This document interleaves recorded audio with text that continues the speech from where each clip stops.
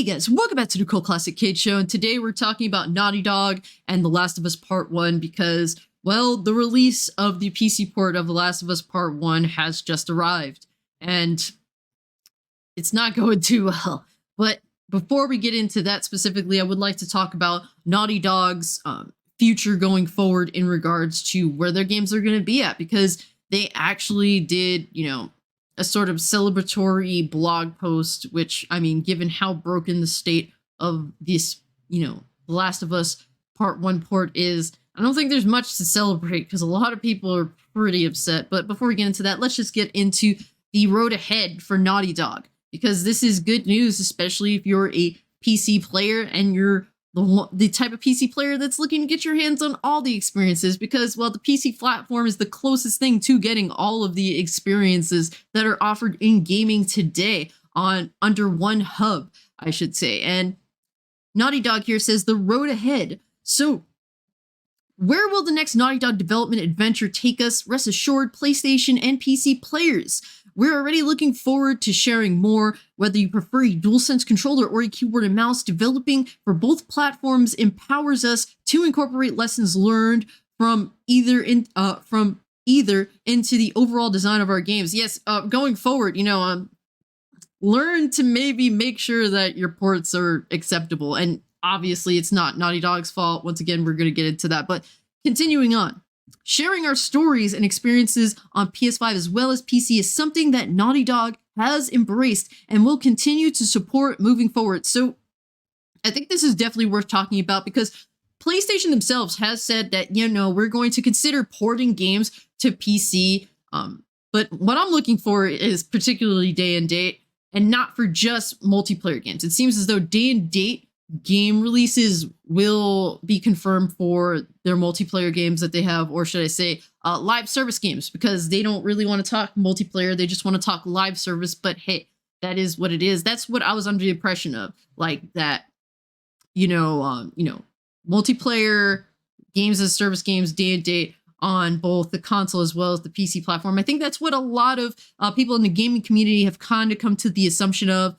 This doesn't necessarily confirm anything, but they are very, very much dedicating their time and their efforts to both the PS5 and PC. And it seems for more than just multiplayer. So I guess I would assume even their story-driven games moving forward are confirmed to be important to them moving forward. And they say, that said, today we celebrate, you guys, because I guess you guys make money. And they continue on to say, we have many people that thank for the launch of The Last of Us Part 1 on PC. Thank you to Sony Interactive Entertainment, and of course our studio members who contributed their efforts towards launching The Last of Us Part 1 to The Last of Us community.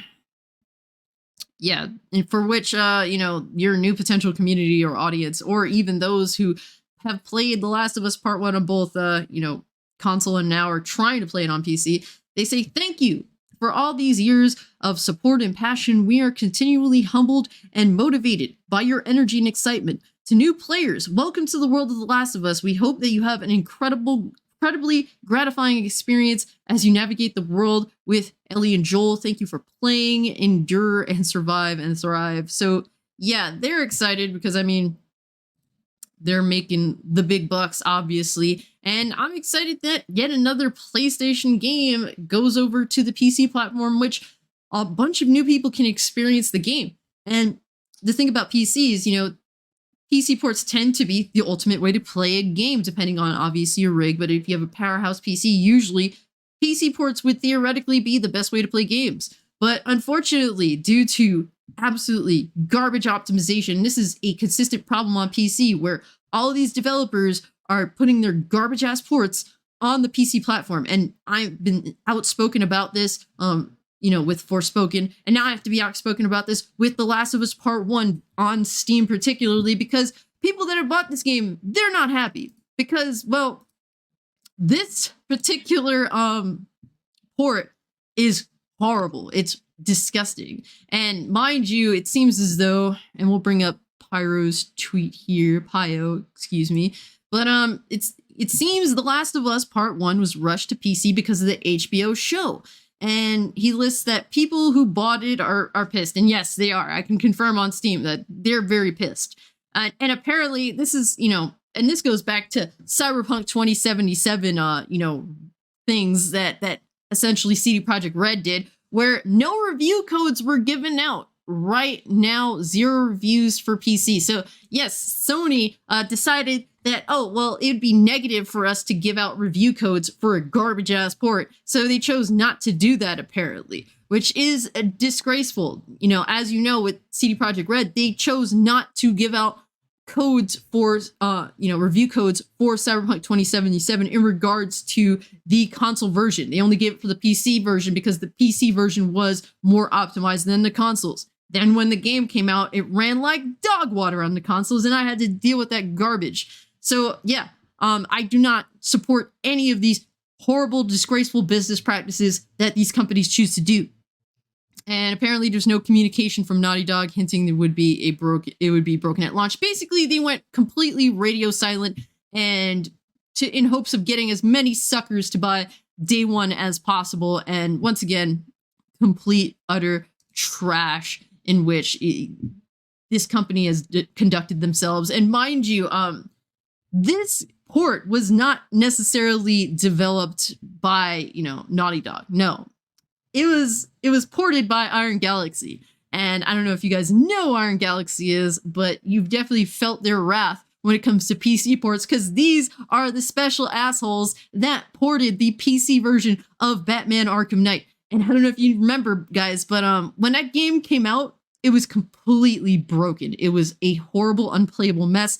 It was so bad that it was taken off the Steam store to be worked on and then put back on once the game was finally completed. That has rarely ever happened with games, and trust me, I've come across a lot of broken games. Not even Forspoken stupid ass on PC was taken down, despite it being absolutely atrocious. But to be honest with you guys, The Last of Us Part 1 is definitely off my radar, particularly because, it is a full-price game that's actually missing content with the multiplayer not being present, unfortunately. And I had that same criticism for the PS5 version. Mind you, that is $10 more expensive than the original release of the game and lacks the multiplayer portion of the game itself. But yes, in regards to this, The Last of Us, when I was looking at the requirements or the recommended specs, it was saying 32 gigabytes of RAM. And mind you, we're getting to that point where 16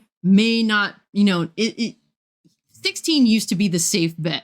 It was a little more leeway. Now it seems as though a lot of games are starting to max out that 16 gigs RAM. And I'm not saying that right now you have to upgrade to 32, but just know that you're kind of reaching the limit with 16, whereas, a generation, ago, 5-10 years ago, 8 was like you were reaching the limit with 8. So definitely times have changed. Might want to consider these RAM upgrades at this point. But I was looking at this particular port and I saw 32 gigs RAM for, recommended specs. And I was just like, yeah, something is wrong here. I'm definitely not indulging in this PC port at launch. And thankfully, I listened to my gut because apparently, guys, yeah, it's bad. The game keeps crashing. It apparently every 20 minutes for some people. The game is poorly optimized. People do, highlight that the game looks visually stunning, but it's just terribly optimized. It runs like garbage. It's to the point where the crashes are so frequent that some people say it is apparently unplayable as I'm glancing through these reviews on Steam. Yeah, people are saying it runs like crap, but performance is absolutely atrocious. One person said, the last VRAM of us. Jesus. Yeah, this is unacceptable. Why do PC players continue to get these garbage, unoptimized ports of games? And look, I played through The Last of Us multiple times. It is an awesome experience. It's a good game. And unfortunately, a good game is sullied by a garbage port to a brand new audience. And that really is the unfortunate side of things here. And, I keep saying that if things don't change, maybe, donning the eye patch or normalizing the concept of donning the eye patch for games should possibly be taken into consideration. I don't blame people for doing this. If we're going to get garbage ports of games, voicing this stuff is one of those things where we keep voicing it, but we keep getting garbage ports. So what is it going to take? What is it going to take? Normalizing the concept of donning the eye patch? The pirate ship, is that really what it's going to take? It's sad that it has to come to this where we have to make this we have to actually have this discussion, but here we are. And because nothing is changing, we're still getting garbage ports of games, we're still getting poorly optimized games, we're still being treated like shit. And I do take this as a blatant disrespect. Sony clearly was trying to fool people into buying the game by not giving out review codes. And we completely hammered CD Projekt Red for this shit. Completely hammered them. And they deserved it. I'm not going to give Sony leeway just because they're one of the major console manufacturers and the leader of this generation. They deserve as much scrutiny as CD Projekt Red is, because this is an underhanded tactic that needs to stop happening.